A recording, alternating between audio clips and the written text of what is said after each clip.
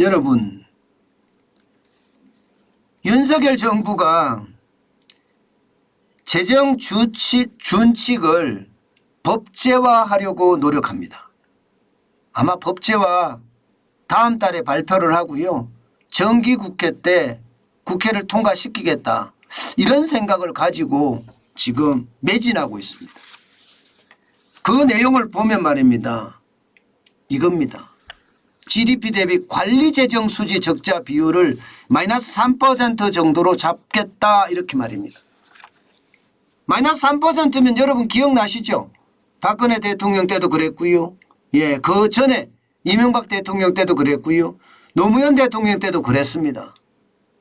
그런데 문재인 정부 들어와서 돈 뿌리게 하는 바람에 저는 이 생각만 하면요. 예. 가슴이 막 울컥울컥 합니다. 왜냐고요? 마구마구 돈을 뿌려서 나라 재정을 완전히 파탄냈잖아요. 그러니 이게 말입니다. 얼마나 심각했는지 참 최악이다 그렇게까지 제가 이야기를 했습니다. 그런데 이번에 만약에 법제화가 되면 법제화가 되면 마이너스 3% 적자 비율을 유지하겠다 이렇게 법제화가 되면 제2 문재인 대통령은 없습니다. 법으로 이제 할 거니까 법으로. 물론 위기 시기 때는 이게 바꿀 수는 있어요. 위기 시기 때 바꿀 수 있다고 하더라도요. 법제화라는 이야기는요. 대통령 마음대로 마구마구 뿌릴 수는 없다는 이야기예요. 여러분 이거 한번 보세요. 문재인 대통령 때 얼마를 뿌렸는지. 관리재정 수지로 보는 겁니다. 예, 2019년만 하더라도 마이너스 2.8이었습니다. 8%. 뭐 누구 말만 따라 봐줄만 하다 이 정도였습니다. 그런데 2020년부터 뿌리기 시작합니다. 2020년에는요. 국회의원 선거가 있었죠.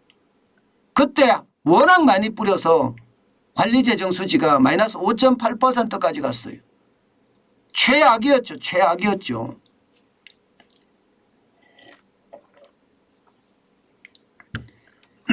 2021년에는요. 마이너스 4.4%까지 갔고요. 2022년 올해도 말입니다. 여러분 죄송합니다.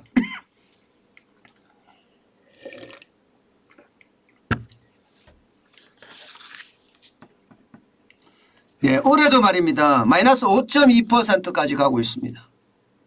그러니까 이게 선거 때만 되면 돈을 엄청 뿌려서 표를 살려고 했던 거예요. 2020년 총선, 2021년 재보궐선거, 2022년 대통령 선거, 지방선거 같이 있었죠. 저는 이게 진짜 대한민국을 하나도 생각 안 했다는 거예요. 대한민국 국민의 입장에서도 하나도 생각 안 했다는 거예요. 오로지 말입니다. 이념과 권력을 따라갔다는 뜻밖에 안 됩니다.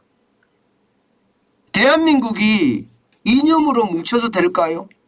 이게 권력만 이게 계속해서 확장시키는 것만 하면 될까요? 그럼 나라 망하는 거죠. 얼마나 많이 뿌렸는지 여러분 보이시죠? 이걸 보면 아마 어느 누구도 말입니다. 야, 진짜 나라 경제 망쳤구나. 그런 생각을 할 수밖에 없습니다. 실제로 말입니다, 여러분. 실제로 문재인 정부는 지난 5년 동안 말입니다. 415조 5천억이나 뿌렸습니다. 엄청나게 뿌린 거예요. 예. 박근혜 정부 때 170조 4천억 밖에 안 돼요. 이명박 정부 때도 180조 8천억. 그리고 노무현 정부 때도요 143조 2천억 밖에 안 됩니다. 노무현 정부 때 비하면 3배가 넘죠. 3배가 넘습니다. 415조 5천억을 뿌렸으니까. 그러니 나라 부채가 어떻게 됐겠어? 나라 부채가 문재인 정부 1차까지 볼까요? 1차? 추경 1차까지 보자고요. 1차까지 봐도 1075조 7천억까지 늘었습니다.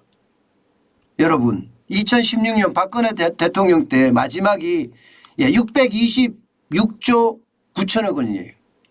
626조 9천억 원인데 1차 추경안이 문재인 정부에서 단행을 했으니까 1075조 7천억까지 갔으니 이게 나라 살림이 제대로 됐나 이런 생각이 들잖아요. 여러분도 보시다시피 심각합니다. 심각합니다. 그러니까 주경호 경제부총리는요. 이거 이렇게 가서 안 된다. 여야가 문제가 아니다. 예, 여야가 문제가 아니다. 나라 살림을 거들내서는 안 된다. 좌든 우든 거들내지 못하게 법제화를 해야 되겠다. 지금 주경호 경제부총리가 그렇게 추진하고 있습니다. 저는 굉장히 잘하는 일이라고 봅니다. 박수를 치줄 만한 일입니다. 실제 말입니다. 어쩔 수 없이 올해는 5.1% 정도가 될 거라고 예상을 하지만 5.2% 정도 될 거라고 예상을 했었죠. 앞서서는요. 그런데 어떻게든 줄여서 재정 적자 비율을 4.4%까지 줄이겠다 하는 거예요. 줄이겠다. 올해는. 내년에도 마찬가지입니다. 내년에도. 2023년부터는 이제는 법제화 시켜서 무조건 3% 이내로 설정을 하겠다. 이거 3% 이내로. 3% 이내로 설정을 하겠다. 이렇게 이야기합니다. 법으로 말입니다. 법으로. 예.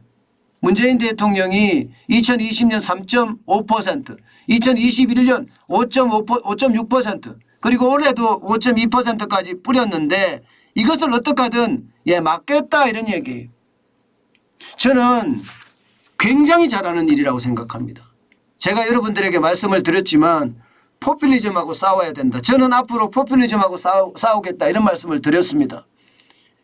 이것은요 어떻게 생각하면 우리나라를 더 건강하게 더 건전하게 만드는 일입니다.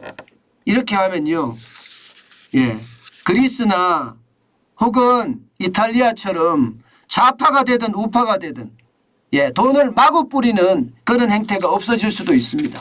아주 강력하게 잡아서 말입니다. 저는 이 정책 재정 준칙을 제대로 만들어서 말입니다. 우리가 우리 후손들에게 창피하지 않은 일을 반드시 마련해야 된다고 저는 생각을 합니다. 물론 위기 때는 좀 다르겠죠.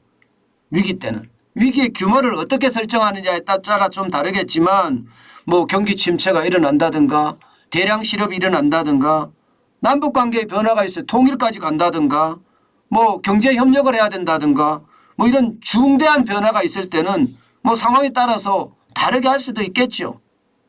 지금까지 뭐 경제 위기라든가 감염병 위기라든가 이런 게 왔을 때처럼 말입니다. 물론 그때는 국회의 동의를 얻어서 하게 되는 거고요. 그리고 국회 동의 얻어서 돈을 뿌리고 나면 언제부터 어떻게 하겠다. 위기가 종료되면 바로 재정 건전화 대책을 수립해서 다음 해에는 재정 준칙을 지키도록 규정할 예정이다. 다음에는.